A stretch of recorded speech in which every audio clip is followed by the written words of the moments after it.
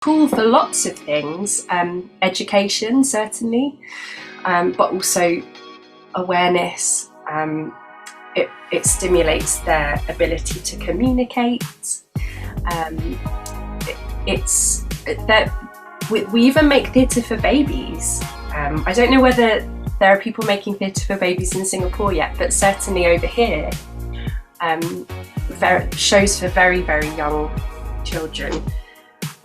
Because they're so porous and so receptive to those kind of experiences. Melting Pot, a global podcast series hosted by Pyle, connects guests who have inspiring stories and reaches out to a multicultural audience over 52 countries. Guests are diverse, such as celebrities, entrepreneurs, travelers, and many more who've had a turning point in their lives and moved over to a holistic lifestyle. Follow us on YouTube, Spotify, Apple, Google Podcasts, social media. Hi everyone. Today I am in conversation with Kate Golledge. Kate has woken up really, really early to have this conversation with me.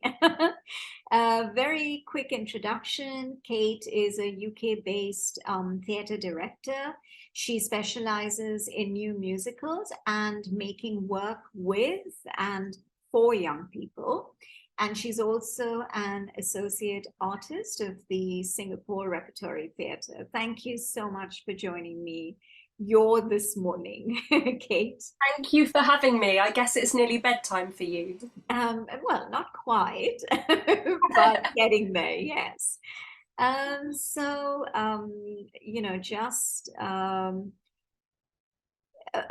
Just before we, dive deep into theatre and things like that, I just wanted to let the audience know that before we started the interview, we were talking about your love for Singapore, and so I wonder how that came about and how you got involved with SRT. Yeah, I met Gaurav Kripalani, who is the artistic director of SRT, back in 2012. We were introduced by a mutual friend of ours who is a writer and director who had created a lot of work for the Little Company, which is the part of SRT that makes children's theatre. And he knew that Gaurav was looking for a director, and he hooked us up and we hit it off immediately. And I came out back in 2012 to do a production of Fantastic Mr. Fox, and fell in love with the country and with the people and with the team at the theatre, and I've been back almost every year since then to make shows with them. And I now have, as I was just saying before we started recording, I have what I call my Singapore family, who are the actors and stage managers and all the wonderful people who work in the office. They feel like family to me. That's wonderful. Okay, so now I think we can backtrack to how did theatre become a part of your life? Is it something that you always wanted to do, or you stumbled on it? So just a little background to that. Yeah, I think I always remember loving drama, even as a very young child. I didn't make the decision to go into theatre as a career until I was probably in high school. But even then, I went to a high school that didn't have many alumni that went on into a career in theatre. So I wondered about teaching for a while. I knew I wanted to do something with people. My memories, my childhood memories, are of being, I still am an enormous reader, and I used to spend my Saturdays in the library. So I think my shallow end to theatre was just always a fascination with storytelling and characters and what stories are, and that then developed into more of a love for how we tell stories and to whom. I was involved in quite a lot of youth theatre when I was young, and now I'm on the other end of it. I'm the grown-ups that help to run and manage and direct the youth theatre. I love youth theatre, and I think it's really quite incredible. So all of those things came together to create a direction for me that I initially thought was going to be performing. I did a degree in acting first before becoming a director. But even as an actor, I was always taking an overview, and I could see my part of it, but I could also see the whole thing. So I was drawn to the other side and to being the one that shapes the story and the experience. So, what do you think is a parallel between drama and storytelling? I think drama and storytelling are the same thing in different ways. I think drama is the art of storytelling in a theatrical context. So they're both about communicating ideas and experiences to an audience, whether that's an audience that is reading, watching, listening. I think it's about inviting an audience to empathize with the characters, or with the storyteller's perspective if it's a book. I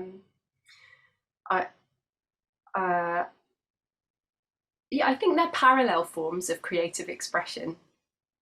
Okay. Yeah, I guess it makes sense. Yeah, yeah.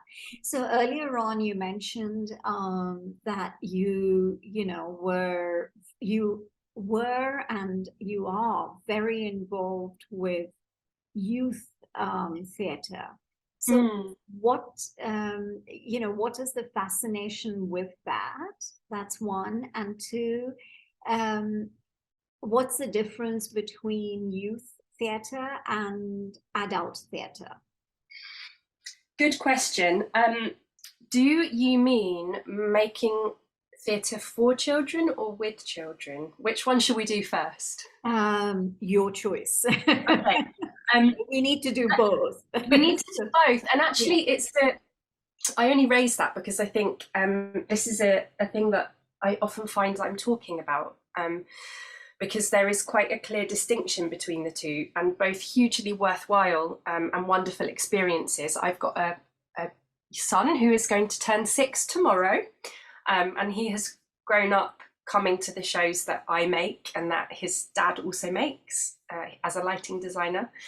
And it's wonderful to take him and to see how he responds to those shows, because it is a way of telling stories that really creates that sense of empathy and connection in very, very young children, and inviting the children into a world that is so complete, so atmospheric and immersive, can actually be a very powerful tool for lots of things, education certainly, but also awareness. It stimulates their ability to communicate. It's that we even make theatre for babies. I don't know whether there are people making theatre for babies in Singapore yet, but certainly over here, shows for very, very young children, because they're so porous and so receptive to those kind of experiences. Yeah. And I think visual experience for children that young, I think, is far more impactful than reading. I mean, okay, reading also stimulates their imagination, but I think the visual impact, I can understand, is a lot more meaningful. I think for children as well, they don't compartmentalize their lives in the way that we do. So when you take a child to the theatre, they will then come home and they'll recreate everything and they'll sort of live it again. And I think that's really extraordinary, to be able to model for them how they're able to play in that really imaginative way. Yeah. Yeah. And of course, that is really different to making theatre with young people. So the shows that I do tend to have a lower age limit of about 10. I have worked on shows that do have younger children in them, but those have tended to be things like I worked on a production of The Wizard of Oz where we had very young children playing the Munchkins, but the youth theatre shows that I do are with young people from about 10, and it's really interesting to see how sometimes children that maybe are not regular learners can really apply themselves and throw themselves into working in a theatrical context, because it's kinetic and it's emotional, and it's about being on your feet, and it fires different parts of the brain that are not about sitting at a desk and learning, so they can really thrive in those situations. People often ask what the difference is between working with young actors and older actors, and really there is no difference. It's all the same. There is nothing that young actors can't do that adult actors can do. Obviously, sometimes there are areas of life experience yet to be discovered, but in terms of the technical way that we work and our expectations of them and what we would ask them to do, the children can do anything. Their response to it, is it that they're more receptive? Are you able to mold them? Do you have conversations with them? What would your process be when you're actually directing children, as you mentioned, around the age of 10 and above? What kind of a process do you follow? That's one. And two, I'm curious to know, are you more focused on musicals, or do you also do like regular theatre? Normal theatre where people don't sing. I didn't know how I do occasionally do normal theatre where people don't sing, but not often. I like people singing. The process is let's do regular non-singing theatre first. With young people, it would be a lot about inviting them in to spend time in the world. So I can use as an example, I directed a play last year that was part of a wonderful festival of community work at the Almeida, which is a theatre in London. And we had 2 professional actors, and then we had 12 young people who played young people. And actually in that production, they were playing versions of themselves. So there wasn't that much contextualizing that I needed to do with them, because they were playing students living through online learning in the time of COVID, which they had just all done. Right. If anything, with them, it was about encouraging them to have fun and to be able to operate as bodies in a physical space rather than a digital space, because they were very much class of COVID. In the play, the students went on a protest, and so with that particular group of students, we did a lot of work around protest and what it means to stand up for things that you're passionate about. There was one very memorable rehearsal where, in a very controlled way, we encouraged them to have arguments with each other. So we invited them all to write on sticky notes issues that were of interest to them or that they felt very engaged with. And our learning our sort of outcome for that session was to just fire up their inner activist, so that then when they were playing these students who were being very activisty on stage, they would be able to have a physical connection with that. And we collected all of the things they'd written, and then we chose one, which actually was about making period products free.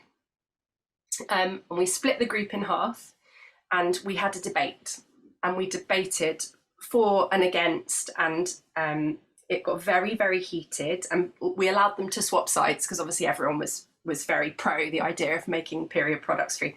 And by the end of the session, they all felt the kind of level of jazzed up that we needed them to be in doing this protest. We also I do quite a lot of free writing, so I would get them to write in journals their own personal responses to things, and we had reflective time at the end of every session where they could write about what we had done and just sort of start to process it all before they left the room. We did there was a scene in the play where the students were putting on a version of Oh What a Lovely War, and so we did some work on that, what it was when it was written, what it was based on. We looked at war poetry. The students that they were playing were drama students, and the teacher was their drama teacher. So I ran a session for them and said, this is how your drama teacher would have run this session. Right. And so it was about bringing things to life and all of the great things that she would have done with them. So it was just a lot about living in the world of the play. I tend to do as much of that as possible before starting staging. So I play a game of chicken about how late do I think I can do the actual staging. Because if you do all of the foundational work first, the staging is easy. Yeah. Because you can just say to them, it's that thing that we did last week. And they'll just make it with you and for you. Yeah. The only difference between that and musicals, where people sing in your face, is that we would do a lot of the same world building stuff, but at some point they would have to sit and learn the music. So think a session that looks more like choir, in order to learn the music, and then they would have to learn the choreography. What is consistent across all my processes is that the staging, which we call blocking, the blocking always comes from the performers. So I very, very rarely impose blocking on them. I would invite them, I'd sort of provoke them to come up with moves, to invent things, and then I would shape it with them. But I very rarely have a fixed idea in my mind of what things should be before I get in the room. So it's really super collaborative, and it means for them that they have a real sense of ownership of it. It's a piece that they've created. Does theatre impact social change in any way, in your opinion? Gosh, what a huge question. Yeah, I mean, of course, theatre can. It's been used as a tool for social change for a very, very long time, in lots of different ways. And if you're interested in reading more, there's a great book that you can get called A Restless Art by Francois Matarasso, who's a wonderful community artist and teacher. I think there's a few things that theatre can do really brilliantly. We can certainly raise awareness about social issues. We can bring them to the front of people's minds. Productions can sort of safely explore topics like racism, inequality, injustice. So they can, or they're doing it? I would say they are doing it. And also they can do it in a way that can help to mobilise individuals and communities. I think that's the very particular thing that theatre can do. Empathy, again, always, theatre's about building empathy. So I think providing a space where we can portray the experiences of all sorts of different people and invite an audience to see the world through their eyes, it can lead to more dialogue, more discussion about issues. There's at the moment the Arts Council here in the UK are running the Arts Council is the big funding body that financially supports institutions and also individuals, but their whole campaign at the moment is called Let's Create, and it's all about participation. So when you apply for funding at the moment here, you have to be very clear about what your participation element is, and that is all about connecting with communities, connecting with it's not just new audiences, but it's about what you're going to do, which can be the start of that conversation about social change. So the messaging, the messaging, yes, exactly, okay. So before we end the conversation, any advice for young theatre directors, men, women, any advice in terms of if they're starting out, what are some of the things that they should really watch out for? Any words of encouragement? Words of wisdom. Oh gosh, what advice do I want to hear?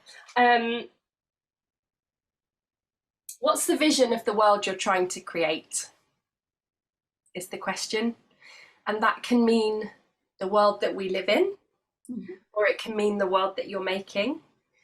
I think as a director, the secret sauce that you have that no one else has is about holding really tight to the vision of the world you're trying to create, and then encouraging everyone else to go on that journey with you. And also not being afraid to ask them to share your vision, and to ask them, what tools have you got? Come on board. This is the world. How can you bring all of yourself to it and create this world together? And I think for young theatre directors, a really important thing is to find your tribe. Some of the people that I'm working with now, I've been working with for 20 years. And if you can find a tribe of people that will support you, but and also share your vision as well, right? Yeah, share your vision, but also challenge you, not be afraid to ask the difficult questions or to call you out when you're not doing things as you should be. Yeah, I think that's really important. Directing can be quite a lonely, because there's only ever one of you in a room usually. And if there is more than one, there's a hierarchy, because it would be a director and an assistant. So you've got to have those people that you're able to be completely honest with. Okay. And read lots of books. Read all the books. And see all the theatre. And don't be afraid of musicals. Love musicals. Hooray! Thank you so much, Kate. This was such a fun conversation, and I hope the people viewing and listening to this episode have a clear takeaway from it. And I've really enjoyed chatting with you, and I'm hoping to see you. I know you'd rather see me here in Singapore rather than me in London, but yeah, I'm not going to London. I'm coming to Singapore. So you're more than welcome, and I look forward to that. And then we can go to Lau Pa Sat together. That's a deal. Perfect. Thank you. Perfect. I'll see you there. It's been lovely talking. Thank you. Likewise. Thank you. Bye. Bye for now, Kate. Bye. Bye. For more weekly conversations, do listen to Melting Pot on Spotify, Apple, and Google Podcasts. Follow us on YouTube and on Instagram at Podcast Melting Pot. So until the next episode, this is Payal signing off.